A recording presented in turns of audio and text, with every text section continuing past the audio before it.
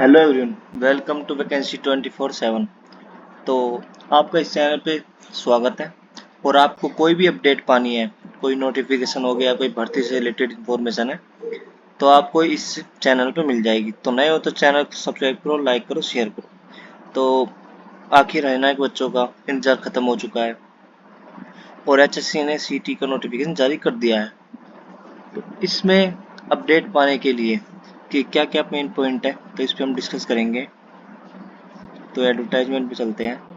तो ये सीटी एडवर्टाइज नंबर है 1/2025।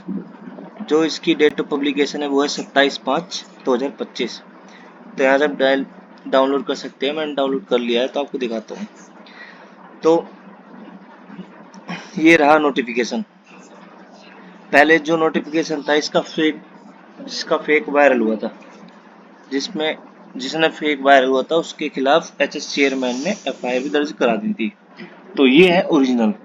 और इसमें ट्विटर में भी जाके एचएस चेयरमैन ने ट्वीट किया कि भाई हमने अपडेट कर दिया, उसको भी दिखाएंगे। तो ये है, आज शुरू। ये इसकी डेट ऑफ पब्लिकेशन है 26/5/2025, यानी कि इन रात को ही अपलोड कर दिया और सुबह हमने देखा सबने। तो इसकी जो ओपनिंग डेट है ऑनलाइन रजिस्ट्रेशन की वो रहेगी 28/5/2025 11:59 PM, यानी कि 29 तारीख से आपके फॉर्म फिल करने स्टार्ट हो जाएंगे। और डेट ऑफ क्लोजिंग है 12/6/2025। तो ये आपको पता ही है, जैसे कि तो एक्सटेंशन होता रहता है, तो इसमें 4, 5, 10, 15 दिन भी एक्सटेंशन हो सकते हैं। तो लास्ट तक ये जून लास्ट तक रहेगा क्लोजिंग की डेट। और closing date of deposit fees है वो है 14/6/2025। इसको भी रहने दो। अब आ जाते हैं इंपॉर्टेंट डेट्स जो कि BCA, BCB, EWS कैंडिडेट को चाहिए। Supporting certificate must have been issued on और आफ्टर 1/4, यानी कि जो 1 अप्रैल सो फाइनेंशियल ईयर 2025-26 है उसका ही चलेगा, तो उसके सर्टिफिकेट अपने बनवा लेना। और लास्ट डेट से पहले एडवर्टाइज होने से पहले ही बनवा लेना, ठीक है। Eligibility certificate reward issue for the ESM वालों को भी 13/6/2025 के बाद वाले चाहिए, रिन्यू हो जाने चाहिए। Downloading admit cards will be continuously और certificates before closing the date. ये SC, PWD, ESP, ESM वाले हैं ना, इनका 1/4/25 के बाद कंपल्सरी नहीं है। बस ये है कि इससे लास्ट जो क्लोजिंग डेट है इससे पहले का होना चाहिए इनका, क्योंकि OBC EWS में फाइनेंशियल मैटर रहता है, तो इसमें हर साल का नया बनता है, तो इनकी जो इनकम है वो चेंज होती रहती है। अब आ जाता है इंटरनेशनल रजिस्ट्रेशन प्रोसेस। ये इनका नोटिफिकेशन है। और आ जाते हैं मिनिमम जो क्वालिफिकेशन है वो क्वालिफिकेशन रहेगी +2 matric and additional qualification group C। जो मिनिमम क्वालिफिकेशन है वो है +2, उसके अलावा नहीं भर सकते। +2 हो या फिर ITI हो, और मैट्रिक विद ITI वही है एडिशनल क्वालिफिकेशन। तो अपने सारे डॉक्यूमेंट्स अपलोड कर देना इसमें, चाहे इसमें कंप्यूटर को, चाहे ग्रेजुएशन हो, चाहे पोस्ट ग्रेजुएशन हो। सिलेबस है इसका अपेंडिक्स C में। Criteria of examination, the question paper shall be level senior secondary exam. तो +2 तक का आपका सिलेबस आएगा, हिंदी, इंग्लिश, मैथ। पैटर्न रहेगा इसका 100 नंबर के क्वेश्चन रहेंगे और टोटल मार्क्स 100 रहेगा और 100 ही MCQ होंगे और 1 घंटा 45 मिनट मिलेगा आपको।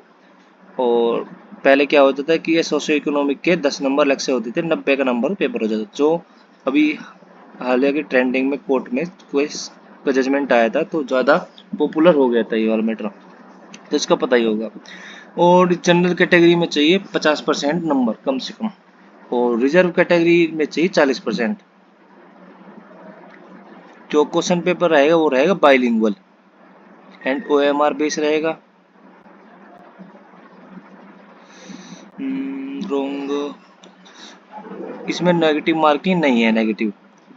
और इसमें जो भी क्वेश्चन अटेम्प्ट, यानी कि जो सर्कल MCQ के वो अगर फुल नहीं कर पाएगा, खाली छोड़ के आएगा, तो उसके नेगेटिव मार्किंग कटेंगे, -1 मार्क की रहेगी नेगेटिव मार्किंग। सेंटर आ जाएंगे आपके एडमिट कार्ड पे। एज लिमिट है 18 साल ऑन द क्लोजिंग डेट, मतलब कि जो इनकी 16 तारीख है क्लोजिंग डेट, उससे लास्ट तक 42 साल तक हो जानी चाहिए। The essentials deposit of the certificate copy ये सब the candidate fail to get the particular no change particular. ये जो बेनिफिट्स है रिजर्वेशन का वो डीएससी ओएससी नहीं अभी वो बताइए।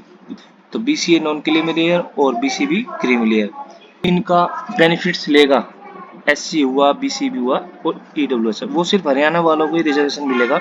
बाकी जो अदर स्टेट से आते हैं तो उनको जनरल में काउंट कर दिया जाएगा। ये states will be consider as a general category candidates.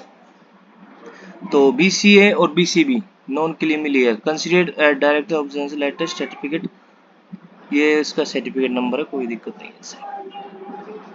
ये 1/4/2025 के बाद का ही चाहिए, इसको दोबारा से मेंशन देख लेना अपने। और इसमें जो ओबीसी सर्टिफिकेट साफ साफ लिख रखा है, जो ओबीसी सर्टिफिकेट है ये सेंट्रल गवर्नमेंट वाला कंसीडर नहीं किया जाएगा, स्टेट गवर्नमेंट वाला ही कंसीडर किया जाएगा। अब आ जाते हैं ईडब्ल्यूएस पे। ईडब्ल्यूएस पे शुड हैव बीन इशूड और 1/4/2025 ये बता दिए, फाइनेंशियल 25-26 का चाहिए, सेंट्रल गवर्नमेंट का नहीं चलेगा।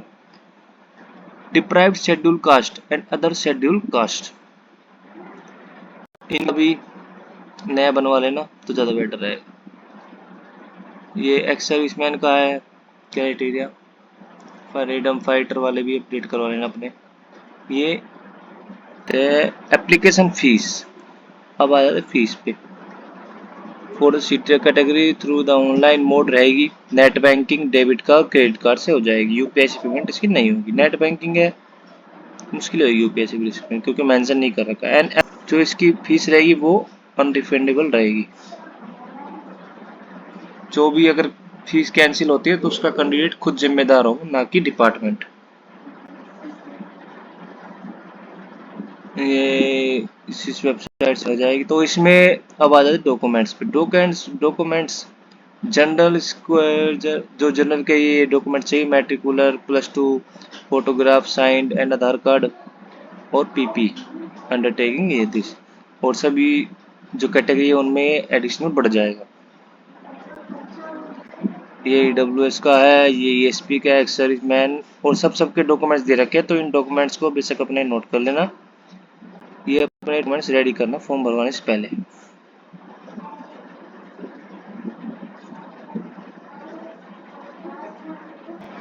Declare fake individual by the university grants commission not by recognition. जो भी फेक यूनिवर्सिटी है कोई कहीं से बनवा लाता है अपने डिग्रियां तो वे इसमें कंसिडर नहीं होगी, इनको चाहिए रिकॉग्नाइज यूनिवर्सिटी वाली। टू फाइनल जो भी कमीशन फाइनल करेगा एलिजिबिलिटी वो ही लास्ट ऑप्शन रहेगा। थंब फेशियल बायोमेट्रिक होगी, इसमें कोई भी इफ बट नहीं है, अपने आधार कार्ड से होगी। और टाइप ऑफ मेल प्रैक्टिस या भी जो भी गलत काम करेगा तो उनके खिलाफ ये कार्रवाई होगी, 2 साल की सजा है। इसमें सारे उन्होंने मेंशन कर रखी है। टर्म्स एंड टेक्सटाइल मटेरियल जो एग्जाम सेंटर में जो अलाउ नहीं है वो इसमें पूरी तरीके से मेंशन कर रखा है। आपको जिस पता होगा पहले दे रखा है एग्जाम में, तो इसमें कुछ नहीं लेके जाना, आपको सिर्फ आईडी कार्ड और अपना आईडी प्रूफ लेके जाना है। ये रहा मेन चीज, तो इस पे ध्यान रखिए आप लोग। फीस है इसमें जो मेल पर्सन है उसके लिए 50% स्टैंडर्ड रेट मेंशन कर रखा है इन्होंने 1000 रुपए। ये देखो 1000 रुपए है एज ए फिक्स रेट। अगर मान लो हु इज प्रोवाइड जो अपने आधार कार्ड प्रोवाइड करता था, परिवार पहचान पत्र आईडी प्रोवाइड कर देता है, तो उसे 50% रिसेंडर यानी कि उसकी फीस होगी 500 रुपए। और जो पीपी नंबर आधार कार्ड मेंशन नहीं करता तो उसके लिए फीस होगी 1000 रुपए standard rate. Who do not provide Aadhaar card standard rate चलेंगे, ठीक भाई।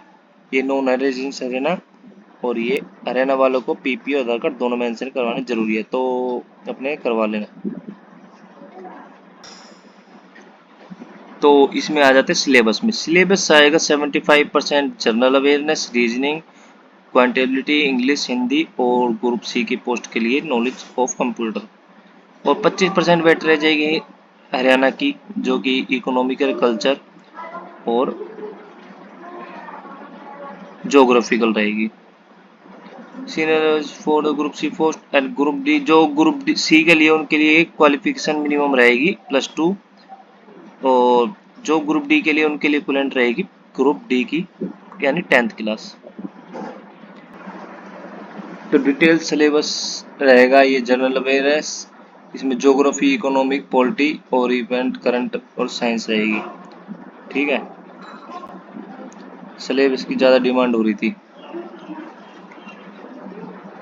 और नॉलेज ऑफ कंप्यूटर, एक्सेल की है, पावर पॉइंट की मेन अपना पढ़ लेना। रीजनिंग के सिलेबस है वही मेन सिलेबस है जो पहले होता था। और हिंदी लैंग्वेज के लगभग सारे ही डाल दिए उन्होंने।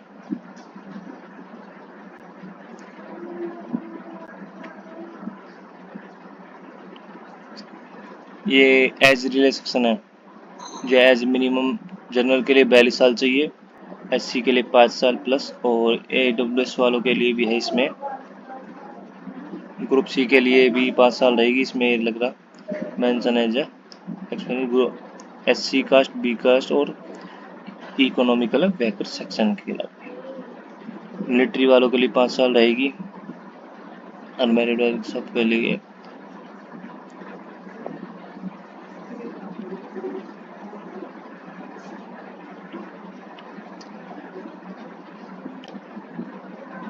ये अब हिंदी में आ गया। तो मेन पॉइंट मैंने आपको बता दिए हैं। और नए अपडेट पाने के लिए चैनल को सब्सक्राइब करें, लाइक करें, शेयर करें। और बने रहने के लिए धन्यवाद। Thank you everyone.